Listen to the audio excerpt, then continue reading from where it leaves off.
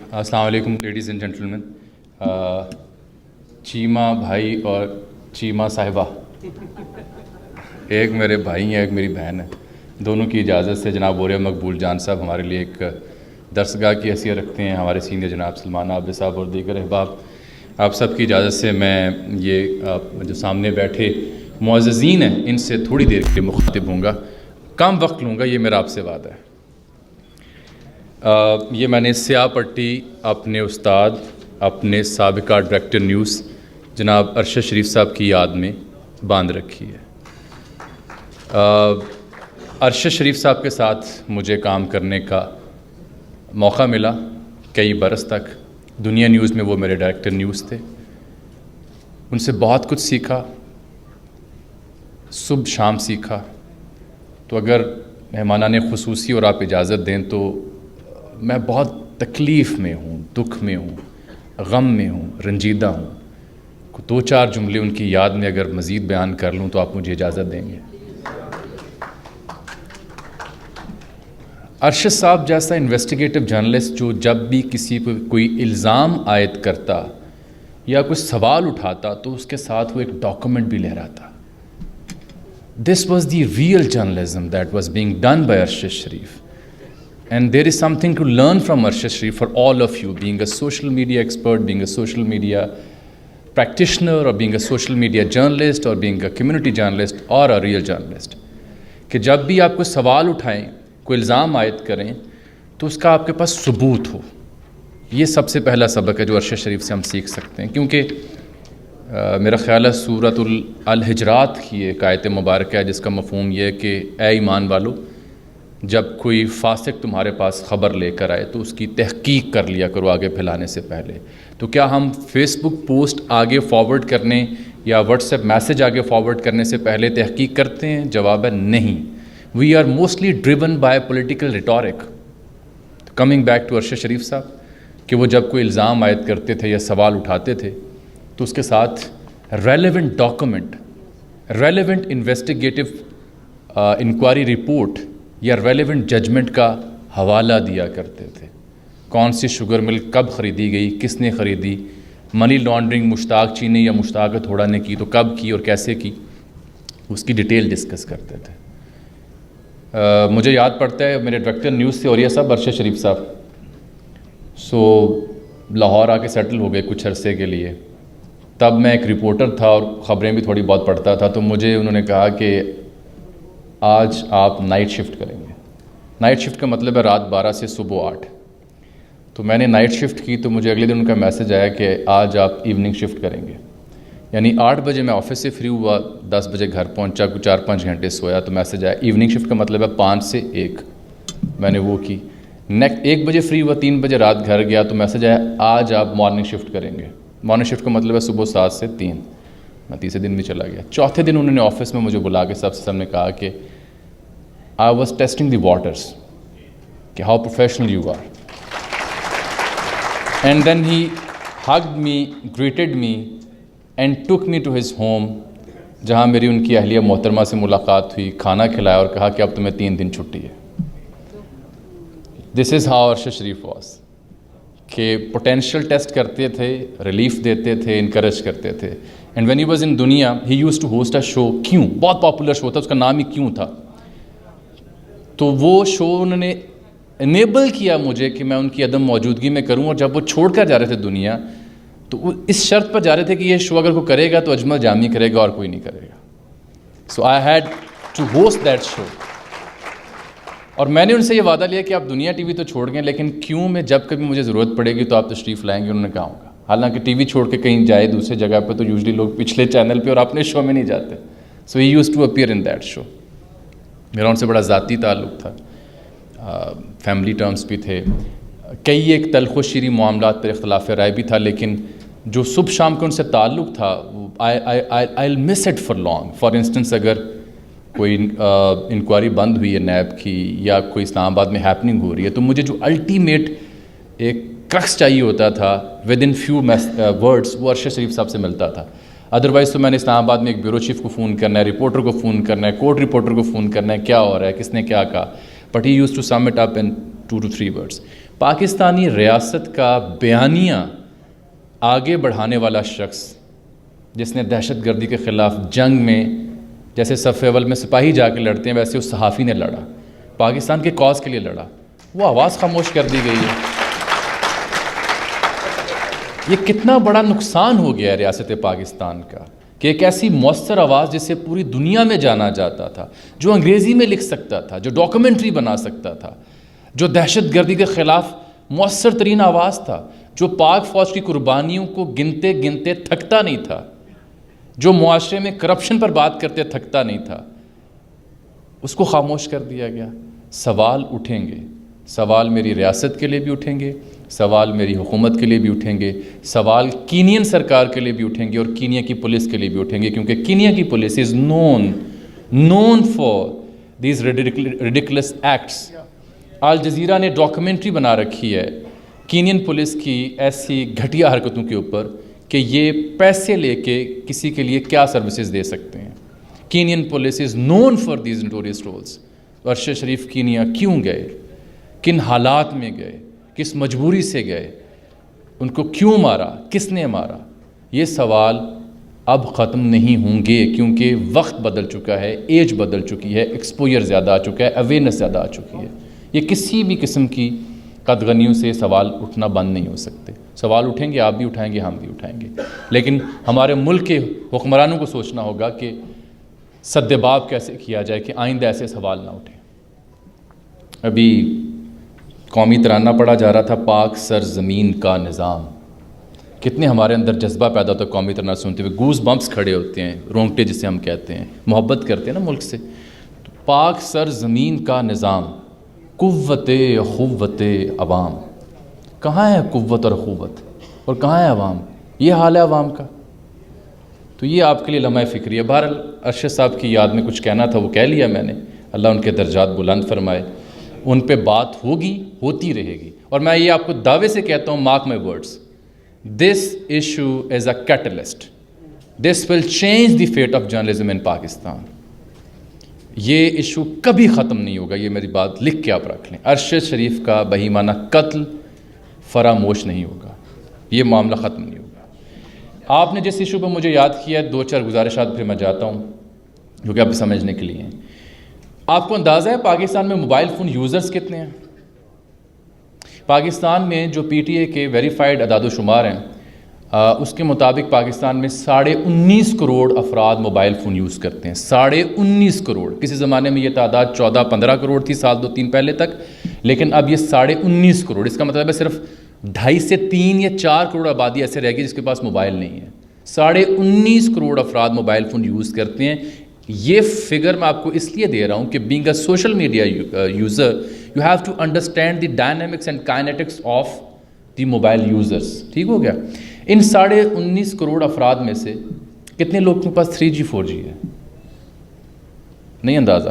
میں بتا دیتا ہوں کیونکہ پڑھاتا بھی ہوں میں۔ قریباً 12 سے 14 کروڑ افراد کے پاس 3G 4G ہے۔ کتنے افراد کے پاس براڈ بینڈ کی فیسلٹی ہے، یعنی جو وائی فائی لگا ہوتا ہے گھروں میں؟ 10 سے 12 کروڑ افراد کے پاس۔ تو اگر میں خلاصہ نکالوں کہ کتنے لوگ ایسے ہیں موبائل یوزرز جن کے پاس 3G 4G نہیں ہے، تو 2 سے 3 کروڑ بنتے ہیں۔ اس کا مطلب یہ ہے کہ 15 سے 16 کروڑ افراد پاکستان کی آبادی کے 3G 4G یا پھر براڈ بینڈ تک ایکسیس رکھتے ہیں۔ آنکھیں کھولنے والے ہیں نا اعداد و شمار۔ یہی بات ہم عرض کر رہے تھے کہ پاکستان تحریک انصاف کو پسند کرے یا نہ کرے، میں چاہے اسے ووٹ دوں یا نہ دوں، ریئلٹی یہ ہے کہ اس کو کہا جاتا تھا سوشل میڈیا کی پارٹی۔ ایسا ہی ہے، ٹرینڈ کرتی ہے پیسے دے کے۔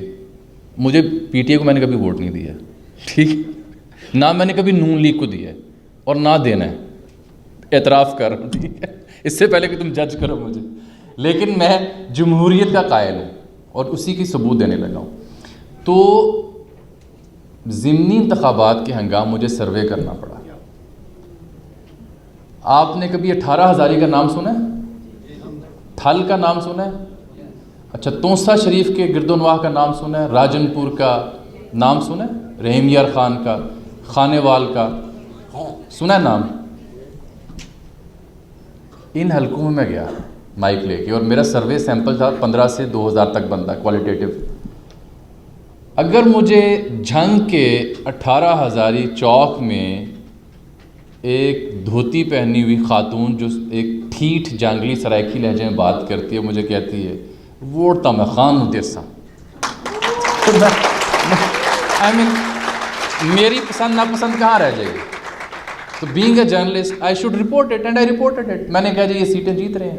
میرا سروے جو تھا وہ 95% درست ثابت ہوا. ایک جگہ مجھے غلطی ہوئی تھی, اور اس غلطی میں بھی کئی محرکات تھے, بڑے محرکات تھے. وہ ایک جگہ کہاں غلطی ہو سکتی ہے اور یہ سب سمجھ سکتے ہیں. ایک جگہ صرف غلطی مجھے ہوئی, صرف ایک جگہ.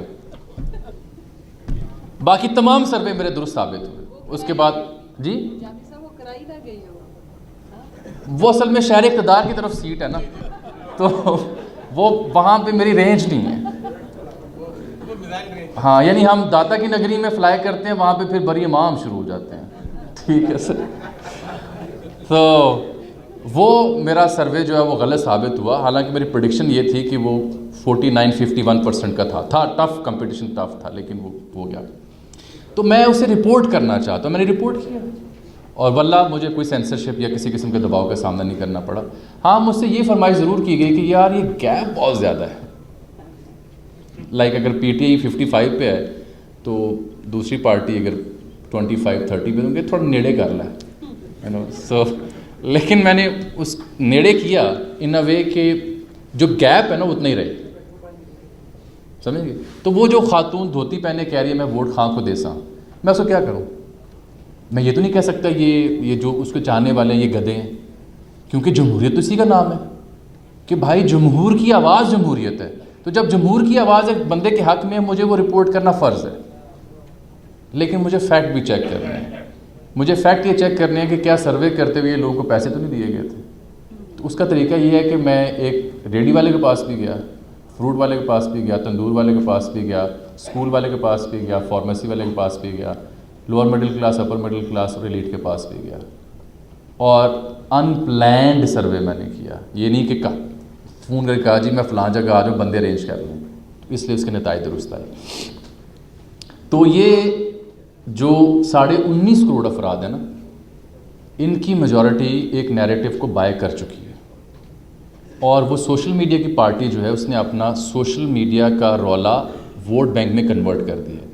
ایک اور خوفناک آپ کو فیکٹ اینڈ فگر دوں چیمہ صاحب, پاکستان میں جو رجسٹرڈ ووٹر ہیں ٹوٹل, ان میں 50% ایسے ووٹرز ہیں. آپ کو پتا ٹوٹل رجسٹرڈ ووٹر کتنے ہیں؟ نہیں پتا, منو ہی بھول گیا, گوگل کر لینا, بتا دیتا ہوں. ٹوٹل رجسٹرڈ ووٹرز میں سے 50% رجسٹرڈ ووٹرز وہ ہیں جو لیس دین 30 ایئرس کی ایج کے ہیں, 33 اور 30 ایئرس کی ایج کے ہیں.